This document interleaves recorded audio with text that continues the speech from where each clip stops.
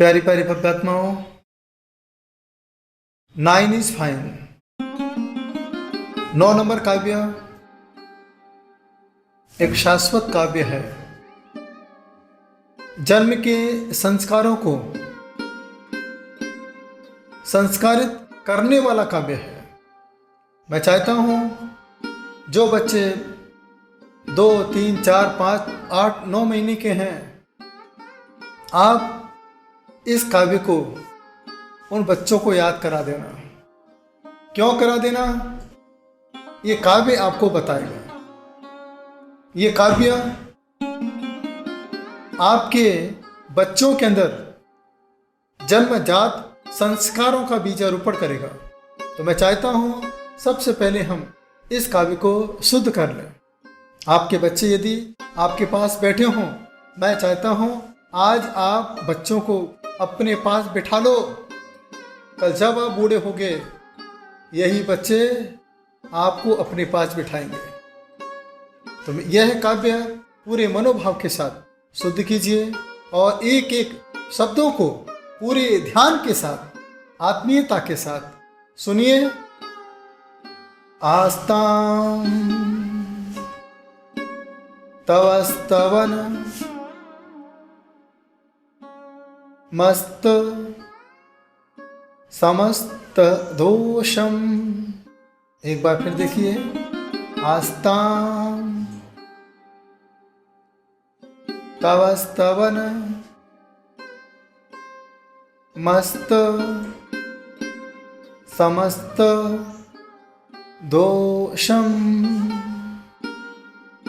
त्वत् संकथापि जगतां दुरितानि हन्ति। हन्ति नहीं, हन्ति। एक बार फिर देखिए। त्वत् संकथापि जगतां जगतां दुरितानि हन्ति। आगे। दूरे सहस्र, सहस्त्र नहीं, सहस्त्र का अर्थ होता है 100। आपको बोला है सहस्र। फिर देखिए स ह, देखिए स्र, त्र नहीं है। आपको बोलना है सहस्र। फिर बोलिए सहस्र किरणः कुरुते प्रभैव। फिर से दूरे सहस्र किरणः कुरुते प्रभैव पद्माकरेषु। पद्माकरेषु जलजानि विकास भांजी। भांजी नहीं, जी की बड़ी की मात्रा के भांजी हो जाएगा, तो यहां पर भांजी। फिर से पद्माकरेषु जलजानि विकास भांजी। फिर से एक बार पूरे काव्य को मनोभावना के साथ सुनिए। आस्तां तवस्तवन मस्त समस्त दोषम त्वत्संकथापि जगतां दुरितानि हन्ति। दूरे सहस्र किरणः कुरुते प्रभैव पद्माकरेषु जलजानि विकास भांजी। इस काव्य को संगीत में सुनिए। आस्तां तवस्तवन मस्त समस्त दोषम त्वत्संकथापि जगतां दुरितानि हन्ति। दूरे सहस्र किरणः कुरुते प्रभैव पद्माकरेषु जलजानि विकास भांजी। शब्दार्थ देखेंगे। तब तुम्हारा अस्त समस्त दोषम, सर्व दोषों से रहित। स्तवनम, स्तवन। दूरे, दूर। आस्तां, रहने दो। त्वत् आपकी संकथा उत्तम कथा अपि भी जगताम जगत के प्राणियों के दुरितानि पापों को हंति नष्ट करती है। सहस्र किरणः 1000 किरण वाला सूर्य दूरे दूर आस्ताम रहे प्रभा उनकी प्रभा एव ही पद्माकरेषु सरोवरों में जल जानी कमलों को विकास भांति विकसित कुरते कर देती है। आस्ताम तवस्त वनमस्त समस्त दोषम रहने दो किसे त्वत्संकथा आपकी कथा को तो रहने दो, सिर्फ आपका नाम ही दुरितानि हंति जगत के समस्त प्राणियों के दुखों को दूर कर देती है, दुखों को नष्ट कर देती है। जिस प्रकार से दूरे सहस्र किरणः कुरुते प्रभैव, जिस प्रकार से दूर रहने के बाद भी सूर्य को दूर ही रहने दो, मात्र सूर्य की किरणों के ही प्रभाव से सरोवर में पड़े हुए मुरझाए हुए कमल भी विकसित हो जाते हैं, खिल जाते हैं। कहते हैं कि भगवान सिद्ध शिला पर विराजमान हैं, उन्हें हमने नहीं देखा है, लेकिन हम प्रतिमाओं को देखते हैं और खिल खिलाने लगते हैं। वैसे ही यह कमल सूर्य की किरणों को देख करके विकसित हो जाता है, खिल खिलाने लगता है। त्वत्संकथा याद रखना, जीवन में जो भगवान की कथाएं करता है, कल उनकी कथाएं दुनिया करती है। जो कथा है वही तो प्रथा है।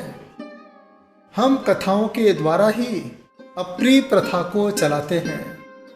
इसीलिए आचार्य कुंद कुंद स्वामी को समय सार में लिखना पड़ा, सुध परिचिदान भूदा संवत्सवी काम भोग बंद कहा। आज तक हमने अनादि काल से संसार की कथाओं को तो किया है, जिसकी हमने कथा की है, आज हमें उसी कथा में ही आनंद आता है। संसार की कथाओं में हमने आनंद मनाया, आज भी हम संसार की कथाओं में आनंद मना रहे हैं। आप देखिए पीछे कैसे लोग संसार की चर्चाएं कर रहे हैं। वो संसार की चर्चाओं में ही संसारी जीव को आनंद आता है, प्रसन्न चित्त होता है।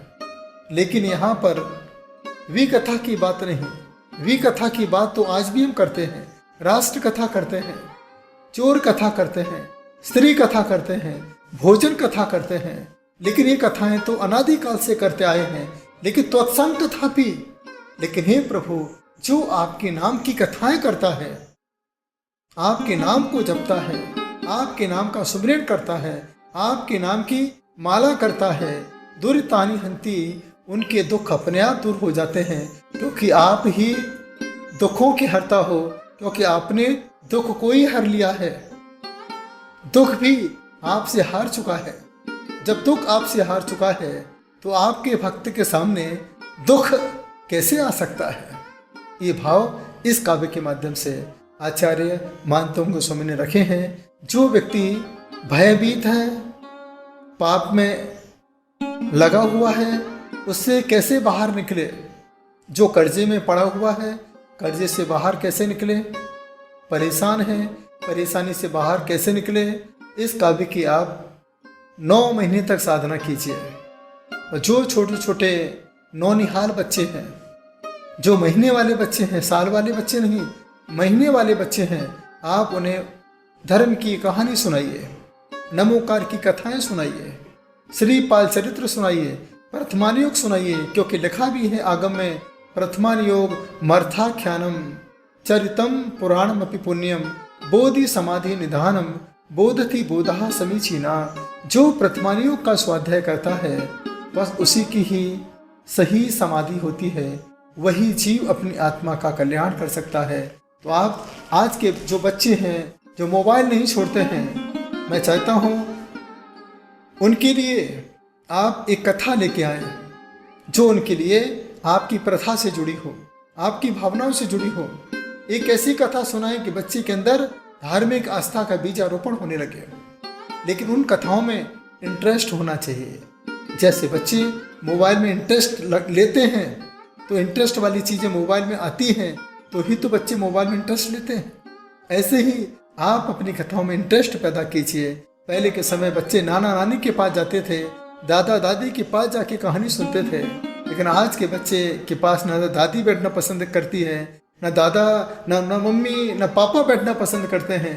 इसलिए आज के बच्चे मोबाइल को देखना पसंद करते हैं। आज मैं यही आपसे 9 नंबर काव्य के माध्यम से कहना चाहता हूँ, यदि आप चाहते हैं कि मेरा बुढ़ापा संस्कारों के साथ व्यतीत हो, मेरे बुढ़ापे में मेरा बच्चा मुझे धर्म की कहानी सुनाए, तो बस आप बच्चों को शास्त्र समझ लें, बच्चों को पुराण समझ लें। सारी बातें आप बच्चों में रिकॉर्ड कर दें। जो बातें हम बच्चों में रिकॉर्ड करते हैं वही बातें बुढ़ापे में बच्चे वही रिकॉर्ड लेकर के आपके कानों तक आ जाते हैं और आपकी गति में सुधार होना प्रारंभ हो जाता है।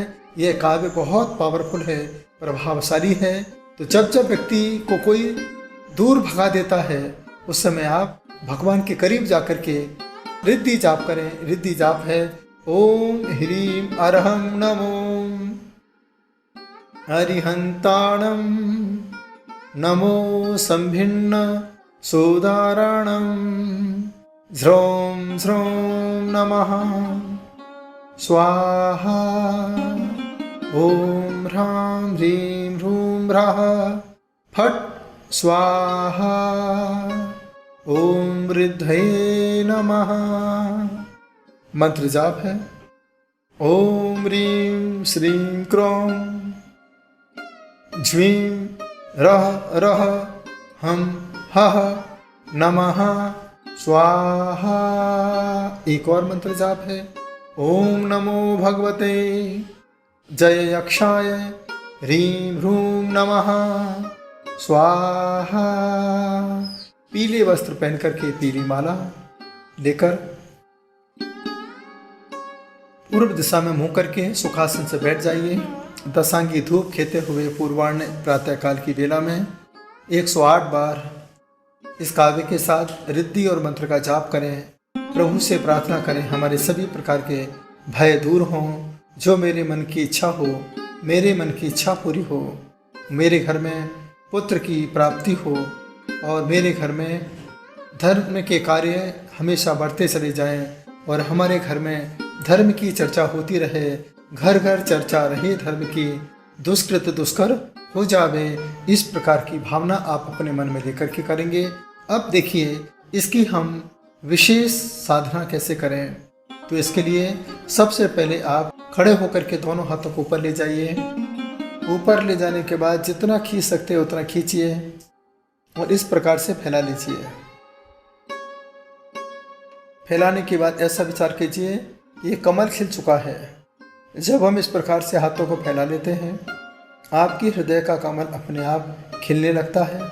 पूरे मनोभाव के साथ जितना हाथ ऊपर कर सकते हैं कीजिए और इस काव्य को पूरी गहराई के साथ, इससे आपके कमर का दर्द ठीक होता है, कंधों का दर्द ठीक होता है। आपके अंदर एक विशेष ऊर्जा प्राप्त होती है। जिनके अंदर उदासीनता भरी रहती है उनके अंदर की उदासीनता खत्म हो जाती है। ऐसे हाथ ऊपर करके बैठ जाइए पूरे मनोभाव के साथ। इस काव्य के साथ उगता हुआ सूरज और खिलते हुए कमल, धीरे धीरे हाथों को नीचे लेके आइए। लेके आने के बाद संतुलासन बना करके हाथों को और नीचे लाकर दोनों हाथों को जमीन से लगा करके ऊपर थोड़ा उठेंगे। इससे कहते हैं संतुलासन। संतुलासन से जो संतुलन बिगड़ा हुआ है, आपकी व्यवस्थाएं बिगड़ी हुई हैं, आपके जीवन में तनाव बना हुआ है, उसे दूर करता है। तो ऐसे पूरे 5 मिनट तक आप इस प्रकार का आसन लगा करके, इसके बाद पद्मासन लगा करके इस काव्य को पूरे मनोभाव के साथ सुनिए। श्वासों के साथ इस काव्य को अपने अंदर ले जाइए।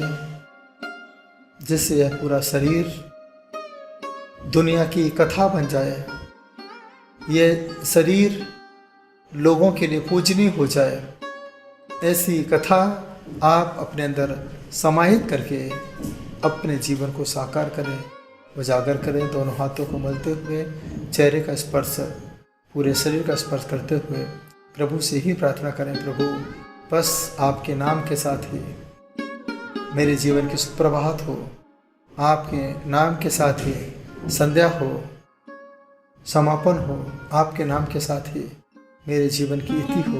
यही भावना लेकर के 9 नंबर काव्य आपके बीच में रखा है। 9 इज फाइन। प्रेम से सुना, अनुग्रहित हो। बहुत बहुत आशीर्वाद। आचार्य प्रणाम सागर जी भक्तांग श्लोक के लेखन का कार्य 28 नवंबर को एक विशाल रूप में करने जा रही है। 48,000 मीटर वस्त्र पर भक्तांबर को अंकित करवाना यह एक विशेष बात है। यह भक्तांबर बहुत प्राचीन स्तोत्र है। आचार्य मंतुम इसके निर्माता और पूरे जैन समाज में नवकार मंत्र मंगल पाठ की तरह यह भक्तांबर भी